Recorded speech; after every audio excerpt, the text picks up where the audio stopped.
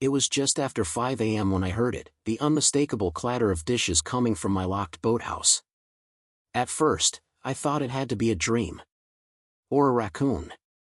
Maybe some local teenagers sneaking in for a dare. But as I trudged barefoot down the rocky slope in my flannel pajama pants and old boots, flashlight beam bouncing with each step, I saw something I couldn't quite process. There she was. Karen.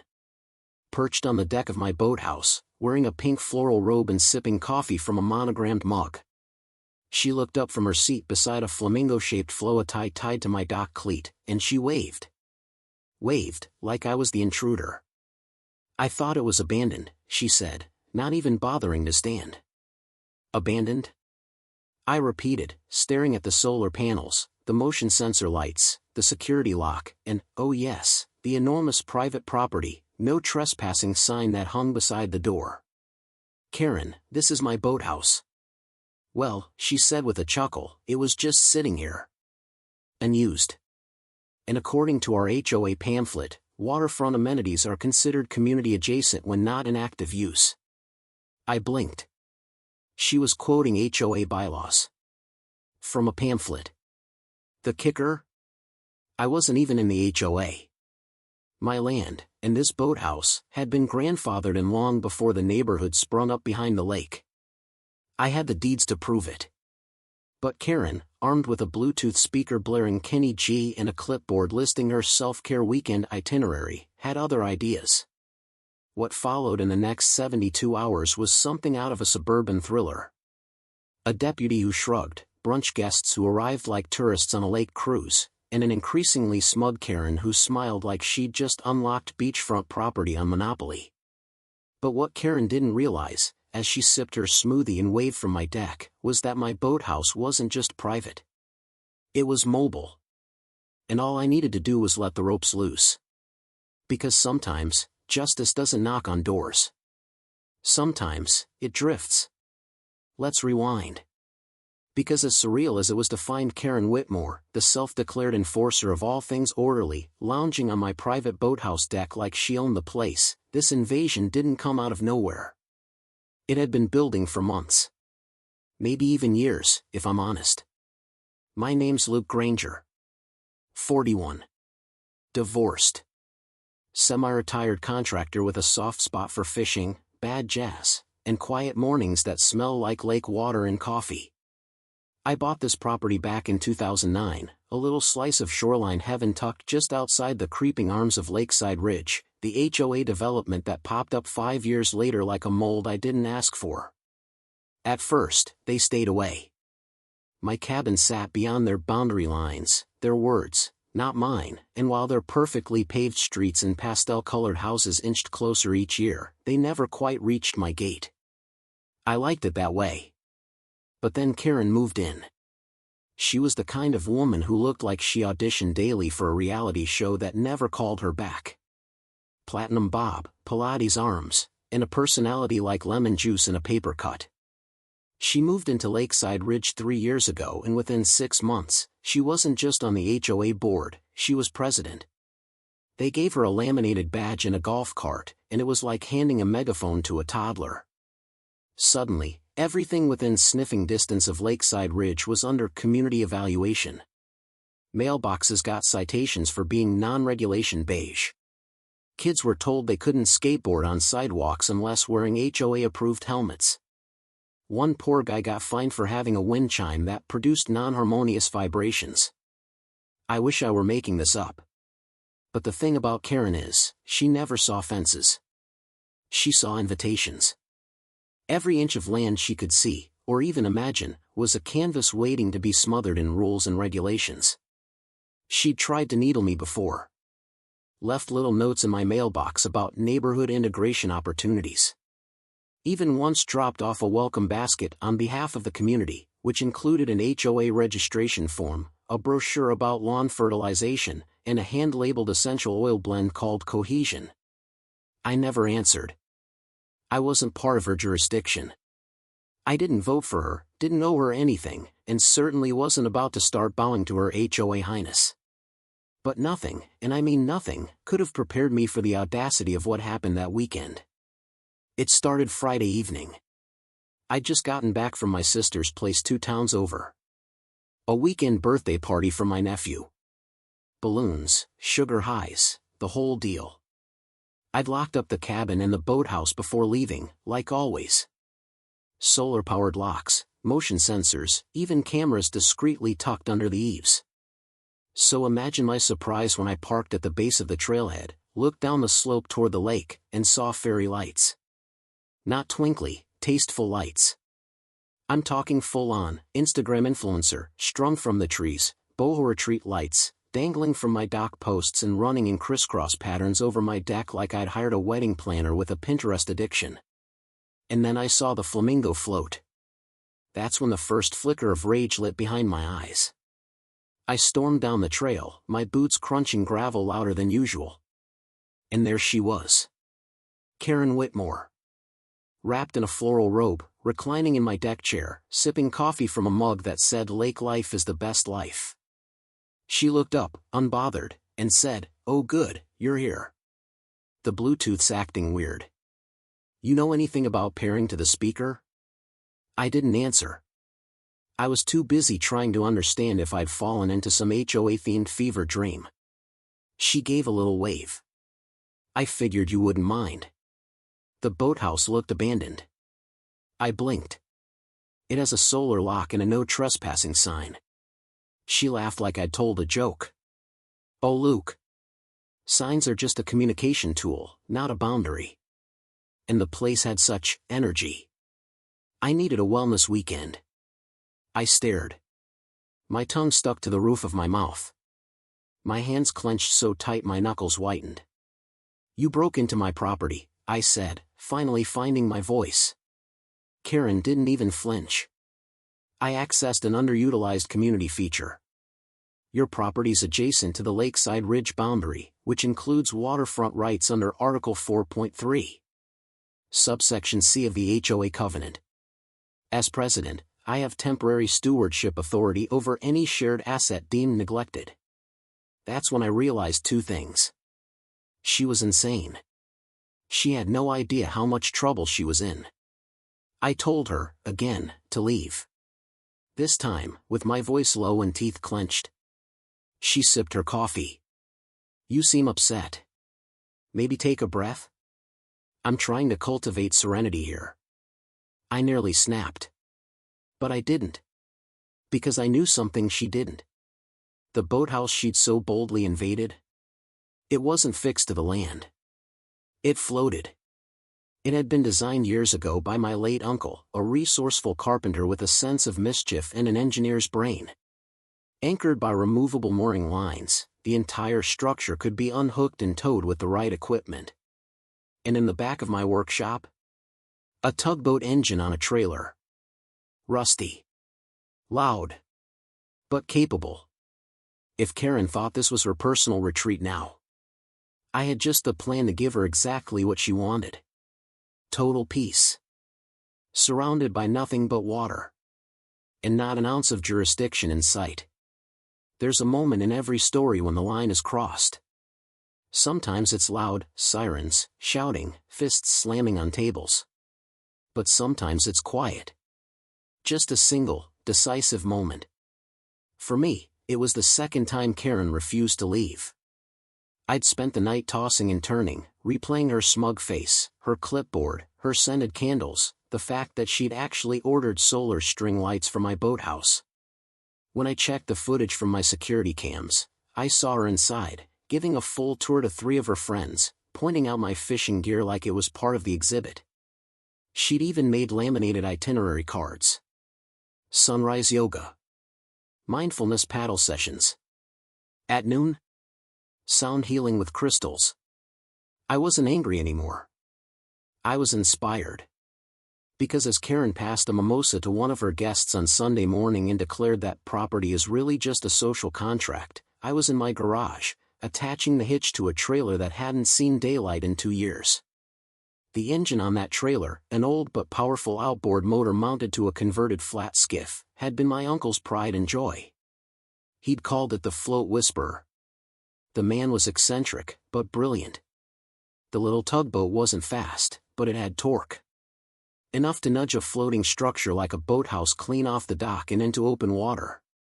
And with Karen living her best lakeside fantasy in there, I was about to give her a view she'd never forget. It started with unhooking the mooring lines. I waited until mid-afternoon. Her guests had left.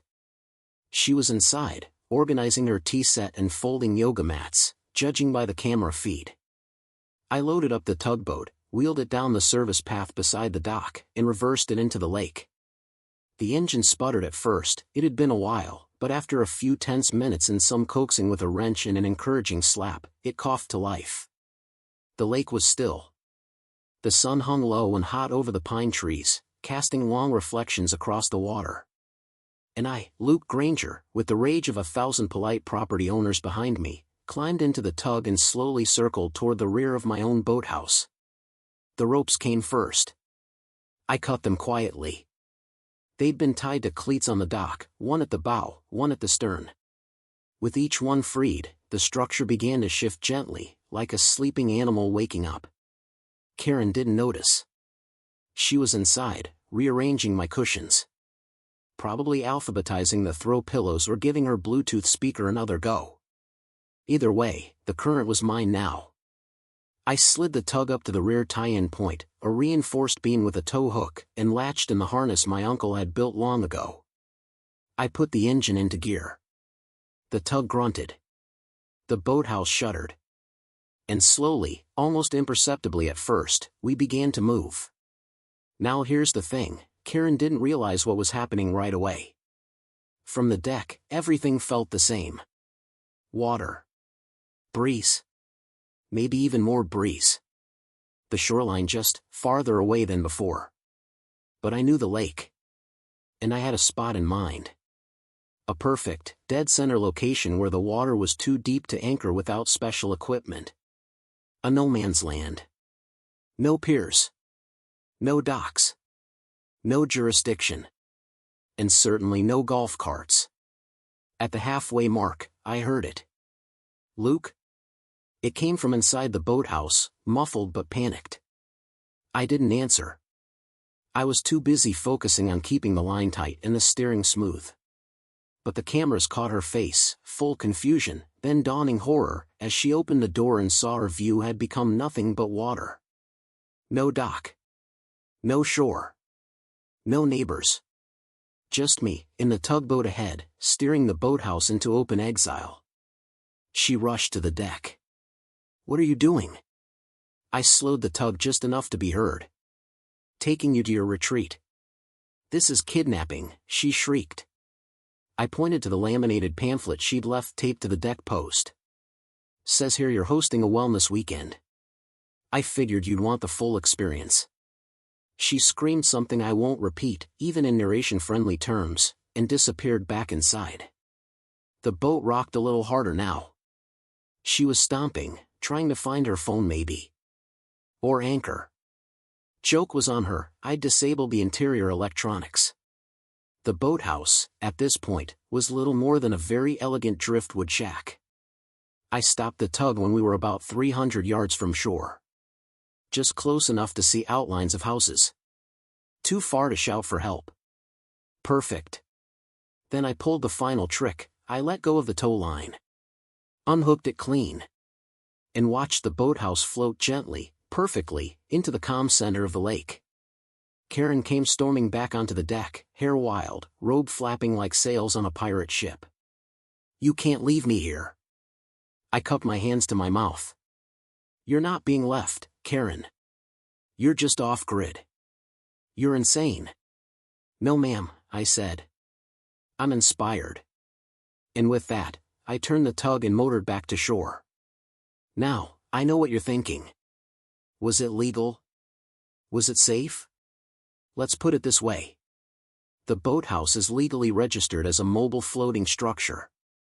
Karen entered without consent. The structure was not anchored or part of a fixed land installation. As such, it qualified under state law as a vessel. And most importantly, I never locked her inside. She had a key. She had a phone. She had floating access. But even better, She had no signal. Out there in the middle of the lake, her phone was as useful as her laminated bylaws. I pulled out my drone, the same one I use for overhead roof inspections, and launched it. The footage was cinematic. Karen, pacing the deck. Waving her arms. Screaming into the void. I filmed the whole thing. Later, I added music. Posted it online. And that's when everything exploded. I didn't intend for it to go viral. Really, I didn't. At first, the drone footage was just for personal documentation. You know, evidence. Protection. A failsafe in case Karen somehow spun the narrative into something it wasn't. Because we both knew she would. But when I watched it back that night, something about it felt cinematic. The early morning stillness of the lake. The soft sunlight catching the edge of the water. And then, there, a structure, floating like a tiny, angry island. A boathouse turned battleship. And on the deck, a woman in a silk robe waving her arms like she was calling for a helicopter drop. It was absurd. And oddly beautiful. I set the footage to music, some royalty-free track called Peaceful Escape, and added light captions. HOA president claims my boathouse was abandoned. So I towed it, with her inside, to the middle of the lake. It was simple. Snarky. Clean. I uploaded it to a local community forum first. The kind of group where people post about lost dogs and garage sales. Within minutes, the comments rolled in. Wait. Karen? As in Karen Whitmore? Bro, this is art. My dad was fined for having a flag that was 3 inches too low. This is the justice we needed. By the next morning, it had jumped platforms. Twitter. TikTok. YouTube. Even Reddit. By Sunday afternoon, the video had hit 1.2 million views. By Sunday evening, it was on the local news. Viral showdown on the lake, HOA president versus private boathouse owner. That was the headline. And just like that, the entire HOA found itself in a media tailspin. Karen? She was still floating. Still pacing her serenity sanctuary. Still trying to call people with a signal that flickered at best and dropped completely if she moved too far inside. Eventually, someone from her board rented a fishing boat to try and reach her. I didn't interfere. I wasn't holding her captive. If she wanted to come back to shore, fine. She just had to ask. But she didn't. Because Karen was too proud. Too convinced that the rules, her rules, would catch up with me soon enough. She didn't know what was coming. Because here's where things take a turn. The video didn't just make people laugh. It woke them up. Dozens of Lakeside Ridge residents started speaking out, posting about fines they'd paid, citations they'd received, inspections they'd never authorized. A mother named Jules wrote about the time Karen fined her for unauthorized chalk art after her 6-year-old drew a rainbow on the sidewalk. A widower, Mr. Price, posted about being told his porch flowers were too vibrant.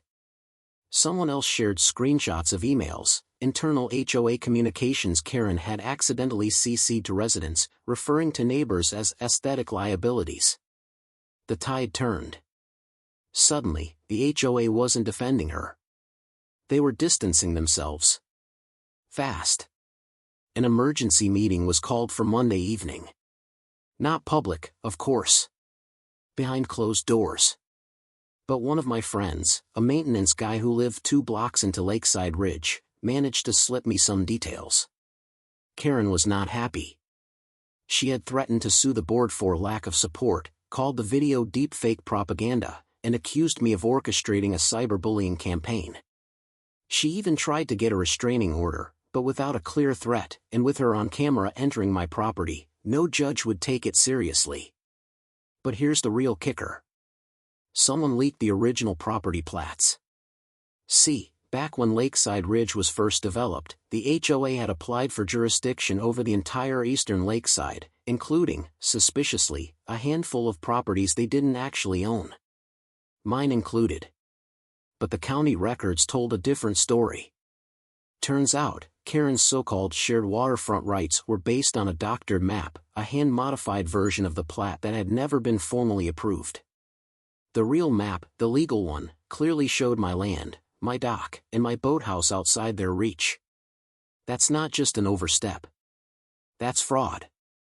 And not just petty HOA pettiness, either. We're talking about a decade of altered documents used to issue fines, collect fees, and control properties they legally had no say over. Suddenly, this wasn't about my boathouse anymore. This was about systemic abuse. I shared the documents, discreetly at first, with a real estate attorney I'd worked with in the past. He was cautious, but intrigued. Then alarmed. Then, furious. "You've got a case," he said. "A big one. And if what you're saying is true, she's not just facing civil backlash. There could be criminal exposure here." So I hired him. We compiled everything, the footage, the maps, the fake notices, the emails from neighbors. Even an old voicemail where Karen bragged about cleansing the lakeside one rule breaker at a time. We filed suit. Not just against Karen, but against the HOA as an entity. Fraud. Harassment. Trespassing. Attempted seizure of private property. The story was still unfolding when Karen finally returned to shore. She'd been out there for over 48 hours. Sunburned, dehydrated, mascara trailing like war paint down her cheeks. The fishing boat brought her in like a war casualty. No robe. Just oversized sunglasses and a towel around her shoulders like a defeated matador. Reporters were waiting. So were her board members. So was I, holding a manila envelope with the first round of legal papers. She didn't speak. Not to me. Not to anyone. But the look on her face? It wasn't rage anymore. It was fear. Because Karen realized something out there on that lake. Out where the water stretched in every direction and not a single sign of community jurisdiction could reach her. Out there, with no rules, no bylaws, and no backup. She was just another trespasser, floating in a world she couldn't control. If you've never seen an HOA implode from the inside, let me tell you, it doesn't happen all at once. It starts with whispers. Nervous glances. That subtle shuffle of people stepping back from the blast radius, hoping not to get caught in the fallout. It's like watching a ship take on water while the captain stands on deck insisting everything's fine. Except in this case, the ship was Lakeside Ridge, and the captain was Karen Whitmore. And she wasn't just taking on water, she'd drilled the holes herself. The lawsuit hit like a meteor. My attorney, Mark Vinter, filed it the Monday after Karen's floating exile, citing more than a dozen counts. Property overreach. Fraudulent documentation. Malicious code enforcement. And, most damning of all, falsification of jurisdictional boundaries for financial gain. We served the HOA officially at their next board meeting. Karen wasn't there. Rumor had it she was taking time to heal. Translation, hiding. But the board members, 5 of them, each handpicked by Karen over the years, showed up with their smiles pasted on like damp wallpaper. When the court server walked in and handed over the thick stack of documents, the room went dead quiet.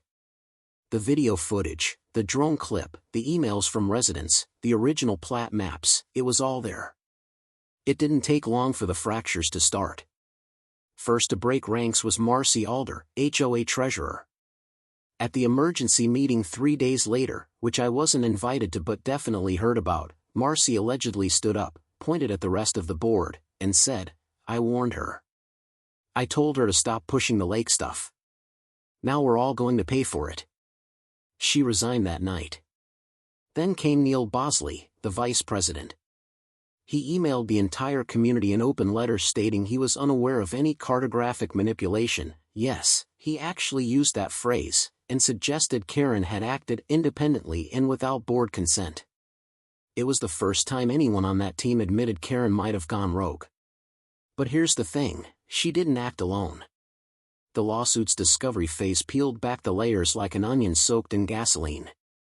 Emails showed that 3 years prior, Karen and Neil had lobbied the county clerk's office for a special clarification of boundaries. They claimed a mapping error had excluded community-adjacent assets, code for my shoreline and a few other unincorporated properties around the lake. The request was denied. But Karen, ever resourceful, submitted her own corrected version of the plat at a neighborhood town hall and got it stamped by a notary she happened to be friends with. That map was used to justify fines, citations, and temporary reallocation of underutilized assets. That was her phrase for it. Underutilized. Like my boathouse. I remember sitting in Mark's office, staring at a photocopy of that fake map, complete with my dock penciled and under the heading Community Lake Access Point. I actually laughed out loud. "She drew that by hand," I said. "Yeah," Mark replied. "And if she wasn't so dangerous, I'd be impressed with the nerve." The deposition started the next week. We rented a conference room at the local library. Neutral ground. No HOA branding. No flags. Just beige walls, long tables, and the kind of fluorescent lighting that makes everyone look guilty. Karen showed up with her lawyer, a stern man with tortoiseshell glasses and an expression like he'd swallowed a lemon sideways. She wore all black. No clipboard. No smile. When we entered, she wouldn't even look at me. Just stared at the wall behind my head like it might open up and swallow her whole. Mark started with basic questions. Her name. Her position. Her years served. Then came the map. "Can you explain how this version differs from the one filed with the county?" Karen blinked. "I assumed it was accurate." "You submitted it." "It was based on visual surveys conducted by the committee." Mark nodded. "Was that committee you?" "No," she said. "It was informal." "Do you have their names?" "I don't recall." The transcript reads like a dance. 1 step forward, 2 side steps, 1 long silence. But then Mark asked the question that cracked her. "Mrs. Whitmore, did you ever financially benefit from citations issued under this false boundary map?" Her mouth opened. Closed. She glanced at her lawyer, who whispered something. Then she said, "I acted in the community's best interest." "That's not a denial." Mark smiled. By the end of that deposition, we had enough to push for a formal audit. Which we did. And that's when the house of cards finally collapsed. The audit revealed that over $68,000 in fines had been collected over 3 years for violations on properties outside the HOA's jurisdiction. Properties like mine. And like Jules, the mother whose daughter's rainbow chalk was deemed graffiti. And Mr. Price's porch flowers. It wasn't just unethical. It was theft. Karen tried to spin it. She released a statement, through her lawyer, blaming clerical misunderstanding, enthusiastic enforcement, and, my personal favorite, urban boundary ambiguity. But it was too late. The board voted to suspend her. Her name was scrubbed from the HOA website. The newsletter that used to carry her signature and her monthly president's message was suddenly just blank white space where her face had been. But it didn't stop there. Because remember, the internet doesn't forget. The drone video was still circulating. And now, every time someone watched Karen pacing that deck in her robe, they didn't just see a nosy neighbor. They saw a fraudster. I got an email from a journalist with the Observer. Then another from a podcast producer. Then a small film studio asking about rights to adapt the story for a docuseries about overreaching HOAs. Still floating became a meme. Karen's face photoshopped into lifeboats, rafts, the Titanic, you name it. I wasn't gloating. Not exactly. But I'd be lying if I said I didn't smile when a neighbor knocked on my door holding a 6-pack and said, "You sank the Queen, man." But here's what hit hardest. A man I didn't recognize came to my door one morning. Mid-40s. Wore work boots and had a nervous twitch in his fingers. He introduced himself as Paul, said he used to work for the HOA as a grounds contractor. "She made me mow past the boundary," he said. "Told me to beautify the lake perimeter. I didn't know it was illegal. I offered him a coffee. We sat on the porch. He told me Karen had plans, big ones. Talks of converting the lakeside into a community plaza. Dreams of a rentable event space. She wanted to pave the shore, install a gazebo, maybe even a wellness dock for HOA-sanctioned paddleboard sessions. She had drawn up a layout. The centerpiece? My boathouse. Paul had the blueprint. I stared at it in silence. There it was, my property, labeled Phase 2, Wellness Expansion Zone. And suddenly, I realized. This had never been about the rules. It was always about control. About a woman who thought she could reshape a community in her own image, one violation at a time. But now? That blueprint? Was evidence. And her empire? Was crumbling. 3 months. That's how long it took from the day I towed my boathouse into open water to the moment the gavel came down in county court and officially sealed Karen Whitmore's fate. But this isn't just a story about legal victories or viral videos. It's about what happens after. It's about how a community breathes again once the chokehold of control is broken. And how sometimes, the only way to reclaim peace is to let chaos float. Let me walk you through it. After the audit exposed the fabricated boundaries and the tens of thousands in improperly collected fines, our lawsuit didn't just gain traction, it snowballed. What began as a personal case between me and the HOA turned into a class action. Residents who had once been too afraid to speak out came forward. Quietly at first, emails, handwritten letters, phone calls to my attorney. Then, in full force. The stories poured in. A disabled veteran fined for an unapproved wheelchair ramp. A retiree forced to tear down her garden pergola, only to learn later it wasn't under HOA jurisdiction. A single father charged $400 for visual clutter because his kid's soccer net leaned too close to the sidewalk. Each of them thought they were the only one. They weren't. Karen's legacy was everywhere, woven into fines, threats, memos, newsletters, and special announcements and Comic Sans. So we filed. And the court agreed. The HOA was found liable for unlawful enforcement beyond its legal boundary. Karen, personally named in the complaint, was hit with 3 counts of civil fraud and ordered to pay restitution. She lost her position. Her reputation. Her hold on the community. But here's where things get interesting. Because Karen, being Karen, couldn't just take the loss. No, she tried to go down swinging. She held a press conference. Or tried to. 5 people showed up. 1 was her cousin, 2 were members of a knitting club she used to boss around, and the others were there out of morbid curiosity. She stood behind a podium in front of the HOA clubhouse and delivered a speech that used the words persecuted, visionary, and gender bias all in the same sentence. Then, and this is real, she tried to auction off the boathouse. Mine. She posted it online as Floating Community Studio, Lakeside Wellness Pod. I found the listing by accident. Photos she took. Angles meant to look serene. Captions like handcrafted nautical charm with energy-balanced layout. The price, $39,000. I laughed so hard I nearly dropped my beer. I didn't sue her again. I didn't need to. The listing disappeared within 24 hours, taken down after my lawyer sent a single sentence. We are prepared to treat this as attempted fraud and theft of a registered maritime structure. She never tried it again. Instead, Karen faded from the public eye. Rumor says she moved in with her sister in Florida. She still posts from a private Instagram account, photos of inspirational quotes and blurry kale smoothies. But here in Lakeside Ridge? Her name is mud. The HOA, under new leadership, changed its tone.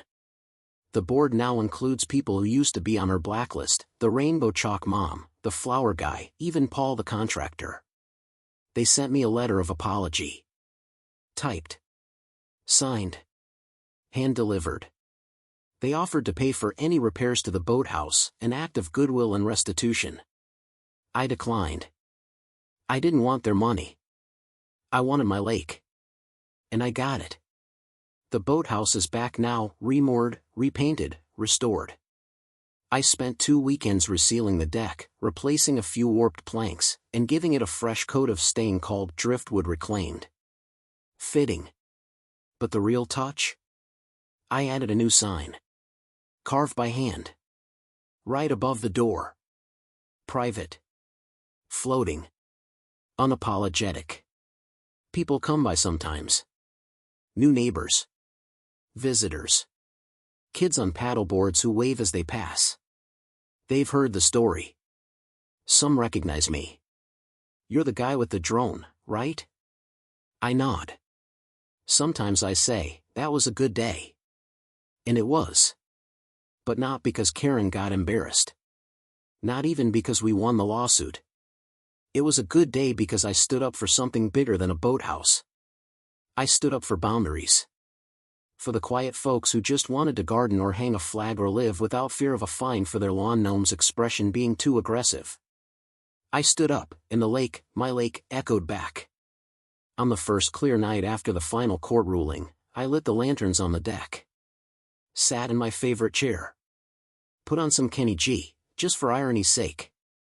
And watched the moon glide over the water like a silent apology. A breeze rolled across the dock. Peace.